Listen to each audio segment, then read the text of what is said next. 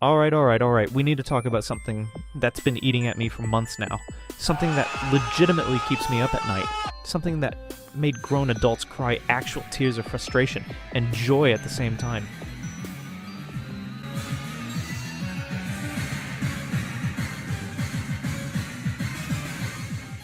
What? What the fuck? What?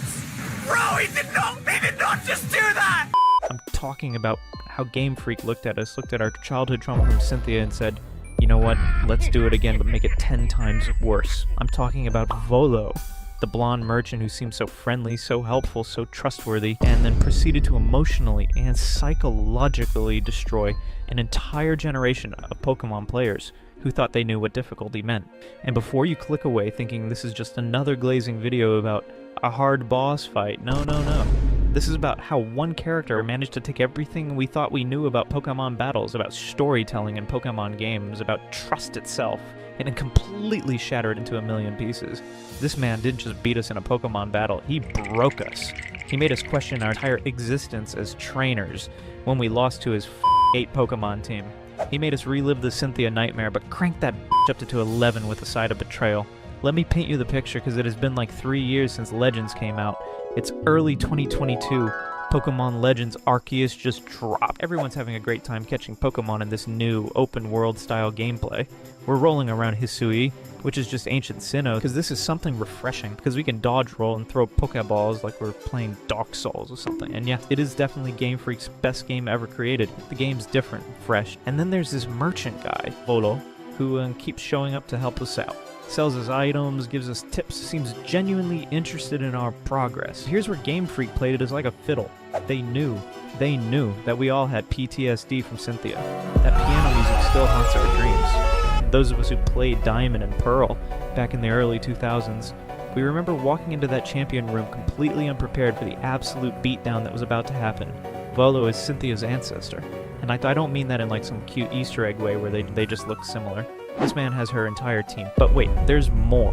Not only does he have Cynthia's team, not only does he ambush you at the top of Mount Coronet when you think you're about to meet Arceus and complete the game, not only does he reveal he's been manipulating you the entire time, and he's actually completely insane, and wants to destroy the world to meet Arceus, this absolute madman has 7 Pokemon. 7? F that. He had 8 Pokemons.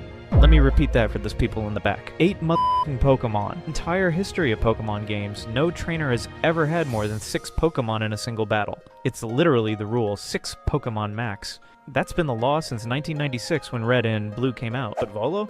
Volo said screw your rules, screw your expectations, screw your mental health. Now I'm bringing 7 Pokemon to this fight and you're gonna deal with it. But actually it's worse than 7. Because his 7th Pokemon isn't just any Pokemon. It's the f***ing devil. The Satan of the Pokemon world. The banished god, the ruler of the distortion world. It's not the regular Giratina. After you beat it once, thinking you finally won this absolute marathon of a battle, it transforms into its origin form and fully heals.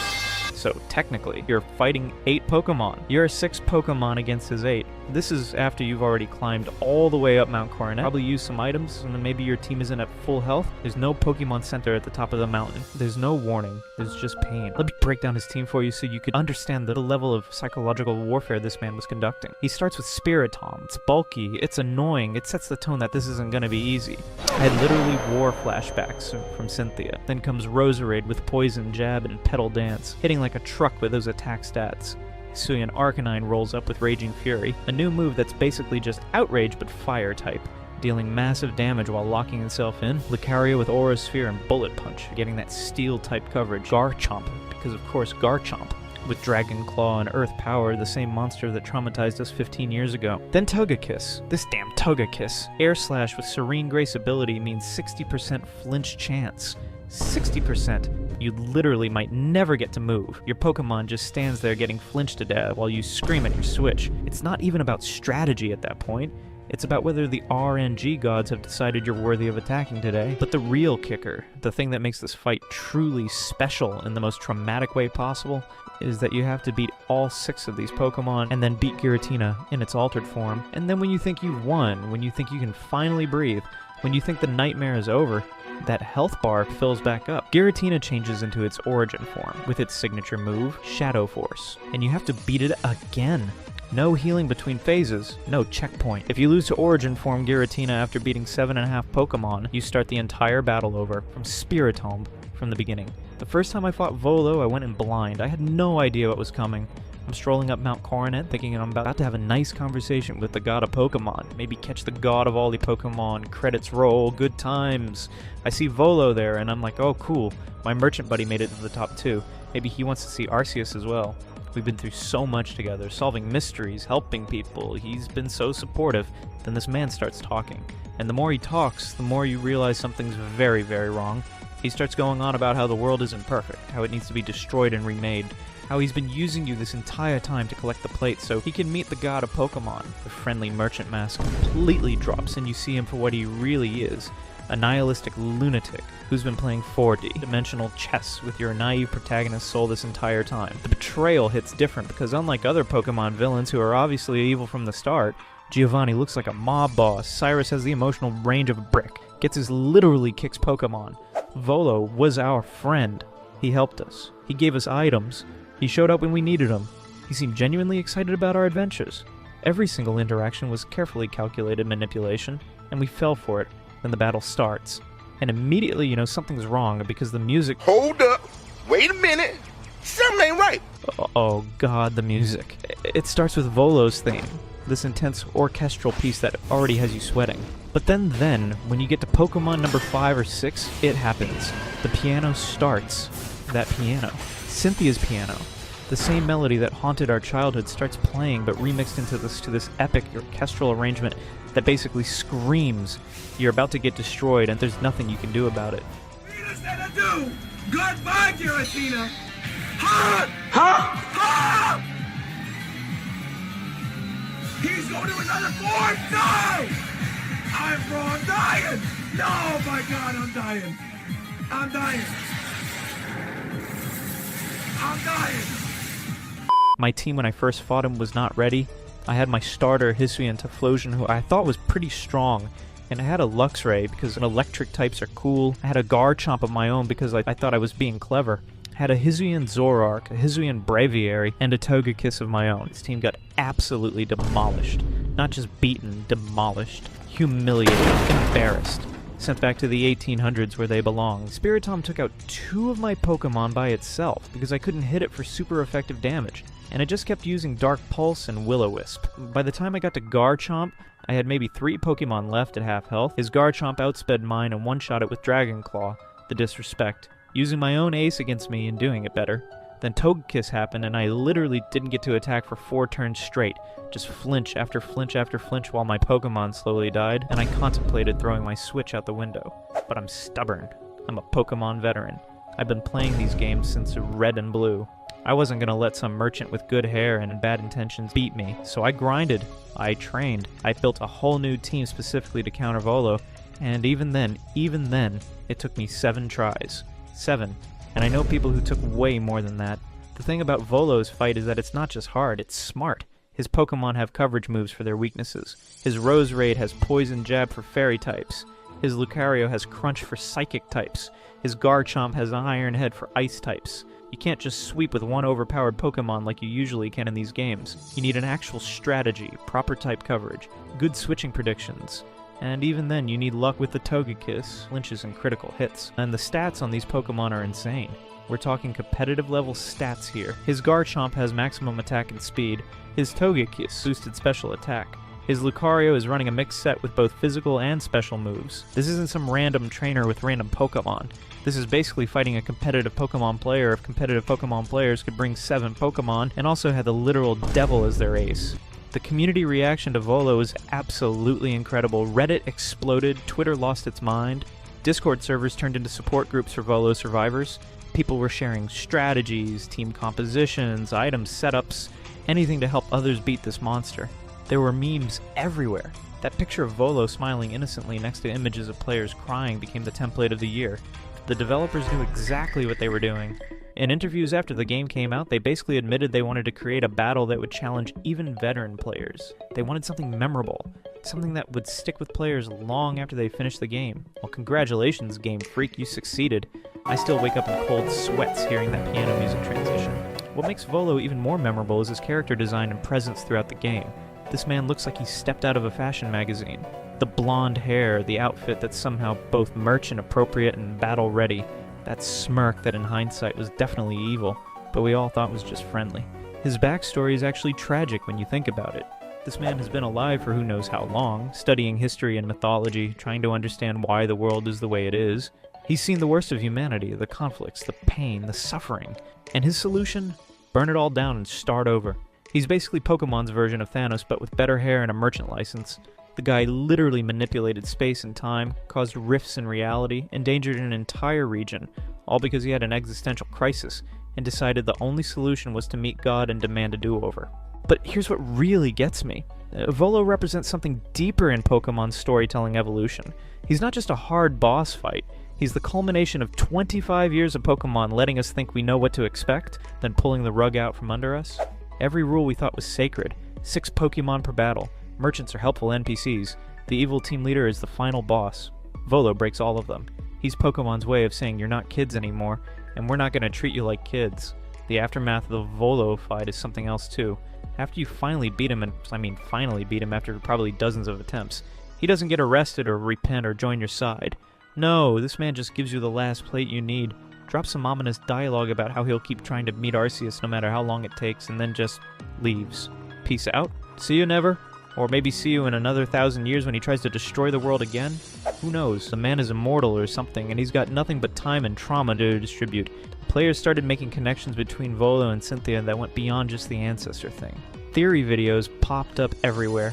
Is Cynthia so interested in mythology because of inherited memories from Volo?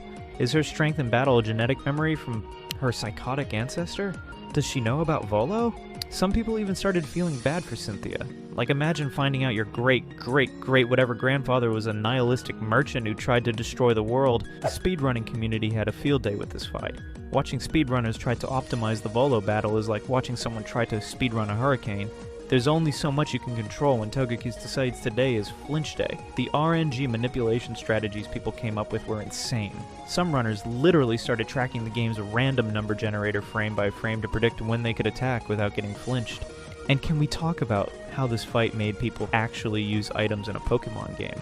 Usually we're all hoarding max revives and full restores like they're made of gold, saving them for some hypothetical future battle that never comes. But Volo made us use everything.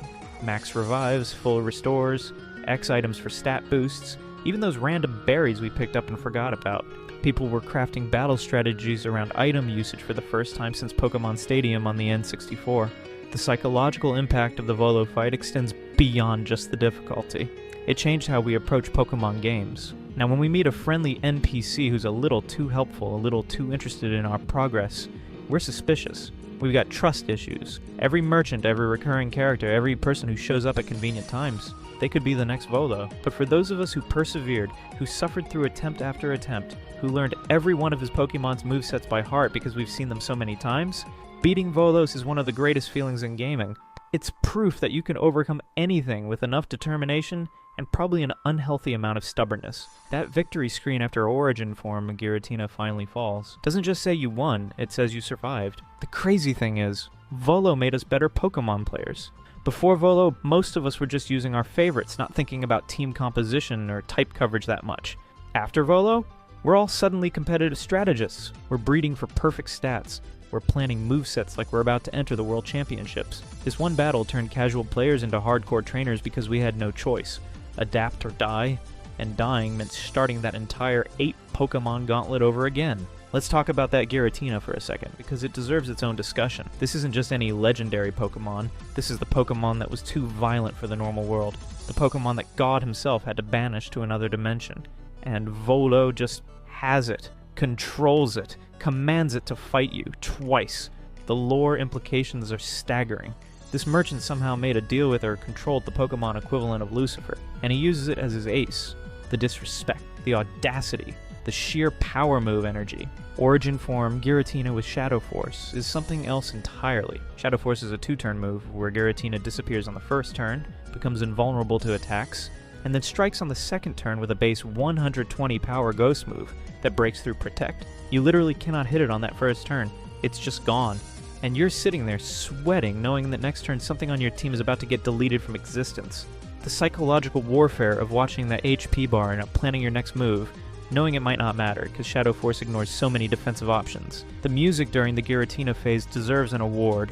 It's this perfect blend of terrifying and epic. You've got the dramatic orchestra, choir that sounds like they're singing your funeral, and underneath it all, hints of that Cynthia piano motif reminding you that this is your inherited trauma made manifest. The composers knew exactly what emotional buttons to push. They wanted you to feel the weight of this moment, the culmination of everything, the final test of whether you're worthy of meeting Arceus. Can we acknowledge how Volo's entire plan was actually pretty solid?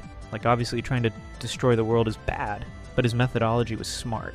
He couldn't challenge Arceus directly, so he manipulated events to create the space-time rifts, which brought you from the future, knowing you'd be capable enough to gather the plates, but naive enough to trust him. He played a long game that spanned dimensions and timelines. That's not just villain behavior, that's advanced villain behavior. This man was playing chess while everyone else was playing checkers. The best part about Volo is that he's not even sorry. After you beat him, after you crush his dreams of meeting Arceus and remaking the world, he doesn't apologize. He doesn't see the error of his ways. He basically says, "Good game, I'll try again later," and dips. The man has conviction. Insane, world-ending conviction, but conviction nonetheless. You've got to respect the commitment to the bit, even if the bit is omnicide. Players started coming up with specific counter-strategies that became legendary in the community. The Cresselia tank strat, where you just use Cresselia with Moonblast and Recover to slowly chip away at his team. The Blissey Toxic Stall approach that made battles take 45 minutes but guaranteed victory. The Alpha Pokemon Brute Force method, where you just threw over-leveled Alpha Pokemon at him until something stuck. Every strategy had its own cult following, its own guide videos, its own discussion threads. The memes that came out of Volo were top tier. That image of him standing innocently with text like, "Hell, I'm just a humble merchant," next to a picture of him commanding Giratina. The videos of people's first reactions to the 7 Pokemon reveal are comedy gold. Grown adults just shouting, seven Pokemon at their screens. What really sticks with me is how Volo changed the conversations around Pokemon difficulty. For years, people complained that Pokemon games are too easy, made for kids, no challenge for veteran players. Then Game Freak said, "Bet, here's Volo, enjoy your suffering." And suddenly, everyone remembered that maybe Pokemon games being accessible wasn't such a bad thing. Volo is proof that Game Freak can make challenging content when they want to. They just usually choose not to, maybe because they value our mental health. Usually. Now, every Pokemon game that comes out, players are looking for the Volo. Who's going to be the secret super boss? Who's going to betray us? Which friendly NPC is actually a psychopath waiting to reveal their true nature? Nemona and Scarlet and Violet being aggressively friendly and obsessed with battling had everyone suspicious. People were making theory videos about how she was going to be the next Volo before the games even came out. That's the lasting impact. Permanent trust issues with helpful NPCs. Some players have turned beating Volo into a challenge run thing. Beat Volo with only certain types. Beat Volo with no items. Beat Volo with unevolved Pokemon. Beat Volo blindfolded, apparently.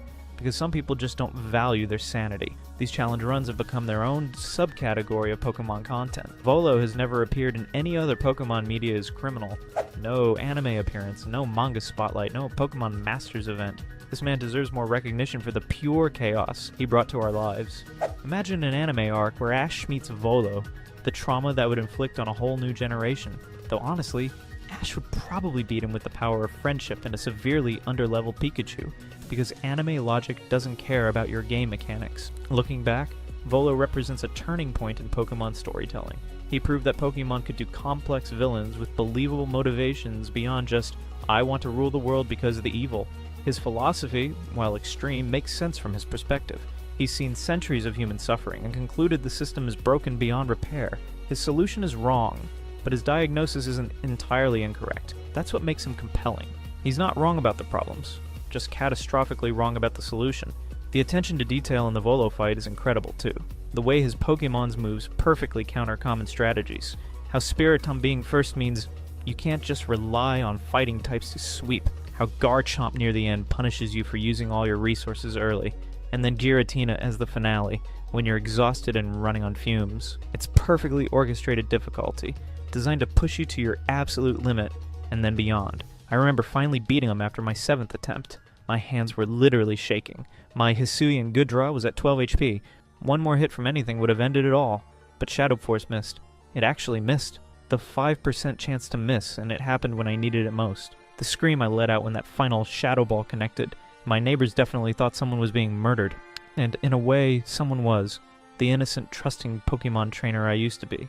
The aftermath of beating Volo is almost anticlimactic. You meet Arceus, catch it with surprising ease considering it's literally God, and the game just ends. Credits roll. You're left sitting there, emotionally drained, wondering if what you just experienced was real.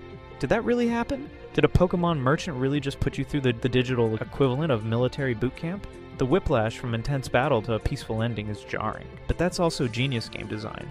After the storm that is Volo, you need that calm, you need that peaceful resolution. Meeting Arceus feels earned because you literally went through hell to get there. You faced down someone who wanted to destroy existence itself, armed with Satan Pokemon and the power of RNG flinch abuse. If that doesn't qualify you to meet God, I don't know what does.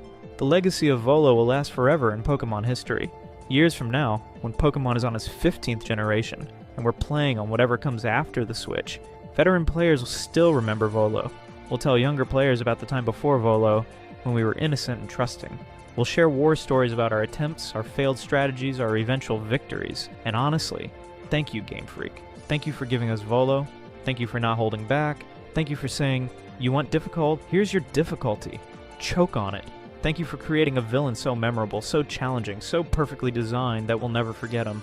Thank you for the trust issues, the PTSD, the nights spent grinding levels just to stand a chance. Thank you for proving that Pokemon can still surprise us, still challenge us, still make us feel something intense after all these years. So if you're watching this and you haven't played Legends Arceus yet, first of all, what are you doing? Go play it. But also, when you meet a friendly merchant named Volo, who seems really helpful and interested in your adventure, prepare yourself. Train your Pokemon, stock up on items, maybe see a therapist preemptively, because that man is about to put you through an experience that will fundamentally change how you see Pokemon games forever. And for those of you who've been through it, who've stood at the summit of Mount Coronet and faced down the nightmare that is Volo and his 8 Pokemon of Doom, you know the pain, the struggle, the sweet victory after countless defeats. We are the Volo survivors. We are the traumatized generation, and we wouldn't have it any other way. Because at the end of the day, that's what gaming is about. Those moments that stick with you, those challenges that they'll seem impossible until suddenly they're not. Those villains that make you genuinely emotional because they played you so perfectly. Volo is all of that and more. He's peak Pokemon villain designed. He's difficulty done right. He's the reason we have trust issues with every merchant in every game now. So smash that like button if Volo hurt you emotionally and physically. Subscribe if you're still recovering from the trauma. And comment down below with your Volo horror stories because misery loves company and we all need group therapy after what that man put us through. This has been your regularly scheduled rant about how one fictional merchant with a perfect hair and a god complex managed to traumatize an entire generation of Pokemon players. Again, because apparently we didn't learn our lesson with Cynthia the first time. Peace out, fellow survivors.